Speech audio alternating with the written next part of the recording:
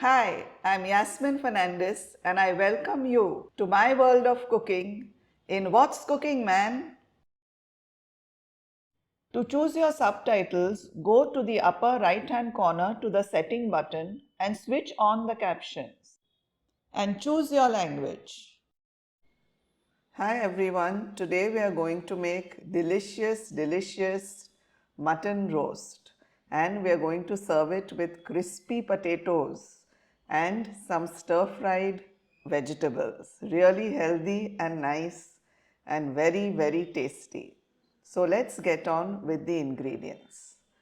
I have taken half a kg of mutton. I have taken mutton with bone because that's how my family likes it. But you can also take boneless mutton. The mutton has been washed well and patted dry. It's really good quality mutton and the roast is going to be yummy. We will also require 1 teaspoon of cumin seeds, half a teaspoon of fennel seeds, 5 cloves, 4 cardamoms, 2 star anise, 1 mace, 2 badi ilaichi, 2 inches of cinnamon, 1/4 piece of nutmeg. This is what we will require for the garam masala, which we will then dry grind into a fine powder and use it in our recipe twice. Also, we will require more than half a cup of coriander leaves, 3 to 4 green chillies, an inch of ginger. I have taken 15 small flakes of garlic, but if you have bigger flakes, you can use about 7 to 8 medium-sized flakes. Also, we will require half a lime and we will require a teaspoonful of freshly ground pepper. Please use freshly ground pepper. It makes a big difference. The taste is really awesome when you use fresh pepper. Also, we will require 2 large onions which have been sliced. Also, we will require oil, ghee, salt, and I've parboiled some vegetables, that is carrots cut into tiny sticks, green peas and French beans which have also been cut into sticks. I have taken these vegetables and I have washed them and I have boiled them in water with little salt. These vegetables have been parboiled and then later we will stir fry them with little oil. Also 1 tablespoon of coriander powder. If you can grind the coriander powder fresh, nothing like it.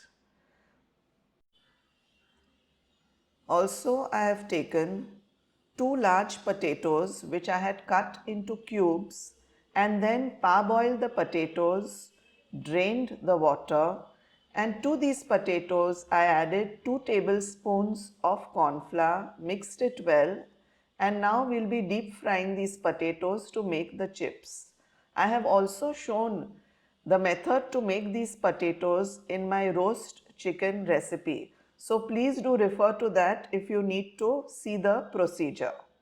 These chips are really tasty, crisp on the outside and soft and tasty on the inside.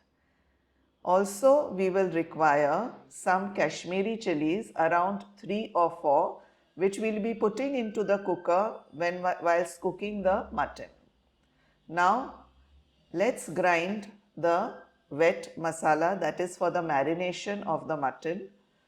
Put in the coriander leaves, the green chilies, the ginger, the garlic, and then if necessary use very little water or else just grind it to a coarse paste without using water. There, I've ground it into a coarse paste and we will keep this aside. Now we will grind the garam masala for the roast. We'll be using the garam masala twice in the recipe, a little in the cooker and then later on.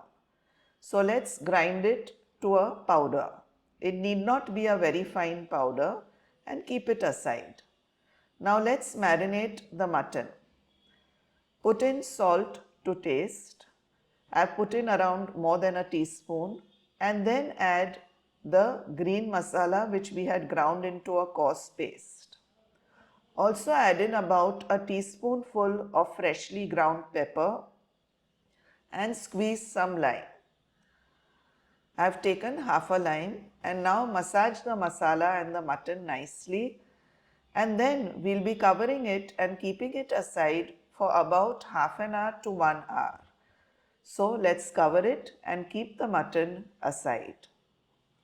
Now let's put the mutton to cook in a pressure cooker. It's been half an hour and I'm going to use about 2 tablespoons of ghee. Now add the marinated mutton to the ghee, add in your Kashmiri chillies 3 or 4, and then add in some garam masala, just maybe half a teaspoon to 1 teaspoon, that's all. We'll be using more later. Now sauté the mutton on a medium-high flame for at least 5 to 6 minutes. It needs to be sautéed really well and the oil has to separate.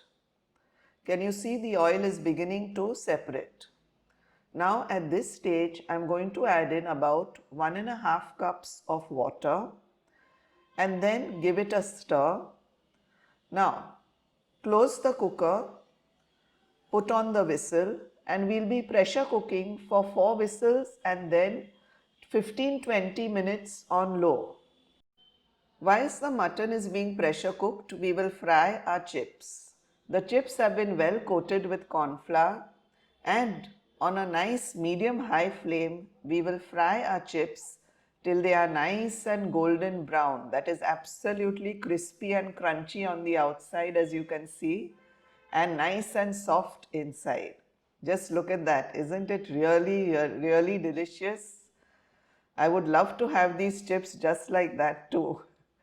So let's put them in a plate and we will finish frying all the chips. Just sprinkle a little salt so that whilst it's hot, the salt will coat the chips well. Let's fry now the second batch, and that also we will put in the plate and sprinkle a little salt, just a little salt, and just mix it. Our chips are now fried and we will keep them aside. This is the 4th whistle and now we will keep on 20 minutes low. In a pan, I have taken about a tablespoon of oil, and to that we will add in our parboiled vegetables. Just look at the lovely colors. Doesn't it look lovely? And it's healthy too. So let's saute these vegetables, put in a little salt. Just sprinkle little salt on top. That's all, a little pepper. And then give it a nice stir. Just saute your vegetables with a little salt and pepper. It really gives a good taste.